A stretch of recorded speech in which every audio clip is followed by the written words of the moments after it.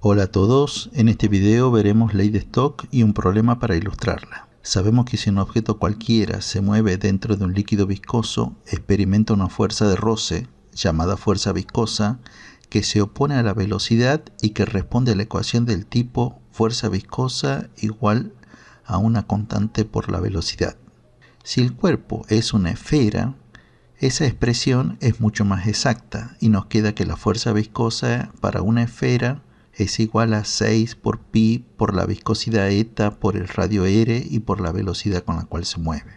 Esto es lo único que necesitamos para resolver un problema extremadamente complejo como es el problema número 6, que nos dice que una esfera de acero inoxidable de diámetro igual a 1 centímetro se deja caer desde el reposo en un tanque profundo de glicerina cuya temperatura es de 0 grados Celsius. La densidad del acero es de 7,8 por 10 a la 3 kilogramos por metro cúbico.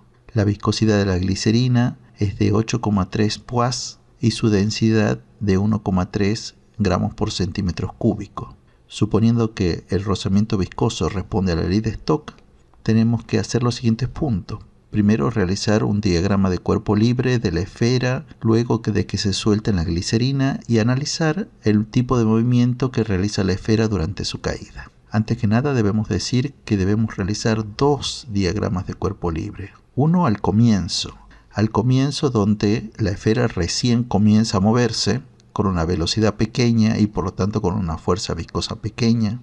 El peso mucho mayor que el empuje, ya que la densidad del cuerpo es mucho mayor que la densidad del líquido. Esta es una situación de no equilibrio. La suma de fuerza no es igual a 0, pero tampoco es constante. Por lo tanto, el movimiento será un movimiento rectilíneo acelerado, no uniformemente acelerado. Luego de un tiempo, al aumentar la velocidad, también crece la fuerza viscosa. Crece tanto que sumada al empuje, contrarrestan exactamente el peso y por lo tanto la suma de fuerza es igual a 0. Si la suma de fuerza es 0, el cuerpo se encuentra en equilibrio y el cuerpo se moverá con movimiento rectilíneo uniforme, o sea, con velocidad constante.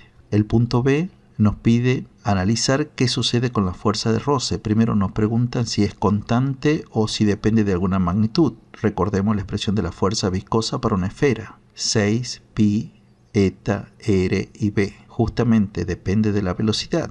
Por eso es que la fuerza viscosa crece a medida que aumenta la velocidad. Por lo tanto, la fuerza viscosa no es constante. También nos piden calcular el valor de la fuerza viscosa antes que llegue a tocar el fondo del tanque. Antes de que la esfera toque el fondo del tanque, suponemos que alcanzó el equilibrio, o sea que la suma de fuerzas es igual a 0. O sea que el peso para abajo menos el empuje menos la fuerza viscosa no tendrían que dar igual a 0. Si despejamos, tenemos que la fuerza viscosa es igual al peso menos el empuje. El peso lo podemos reemplazar por m por g y el empuje igual a la densidad del líquido por g y por el volumen del cuerpo. Antes de comenzar a resolver numéricamente este problema, debemos sacar los datos del problema y como siempre en este tema, debemos tener los datos en unidades del sistema internacional. Nos dan el diámetro, el radio es la mitad del diámetro, por lo tanto es 0,5 centímetros y esto transformado en metros sería 5 por 10 a la menos 3 metros. La densidad del cuerpo afortunadamente nos dan el sistema internacional 7.800 kilogramos por metro cúbico. La densidad del líquido 1,3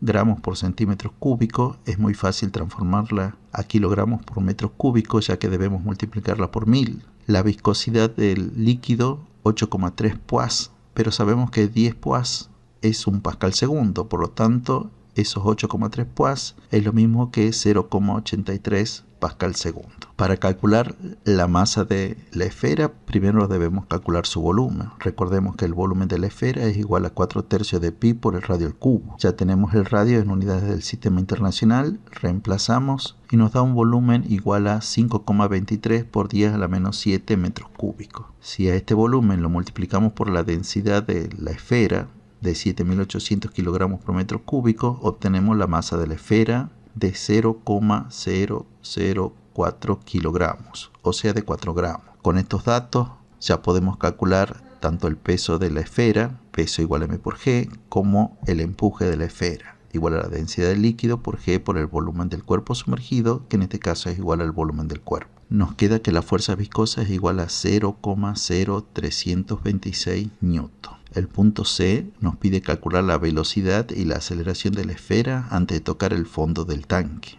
Lo más fácil es calcular la aceleración, porque como ya dijimos antes de tocar el fondo del tanque, la esfera ya se encuentra en equilibrio, y si se encuentra en equilibrio, la suma de todas las fuerzas es igual a 0. Y si la suma de todas las fuerzas es igual a 0, la aceleración también es igual a 0. La fuerza viscosa depende de la velocidad, por lo tanto de esta expresión podemos despejar la velocidad. Reemplazando tendremos que la velocidad del cuerpo será igual a 0,416 metros por segundo. El último punto nos pide calcular la aceleración cuando la velocidad es de 10 centímetros por segundo. 10 centímetros por segundo es lo mismo que 0,1 metros por segundo. Vemos que esta velocidad es menor que la velocidad límite que alcanzó la esfera, que era de 0,416 metros por segundo. Con esta nueva velocidad calculamos la nueva fuerza viscosa, que nos da de 0,0078 newton.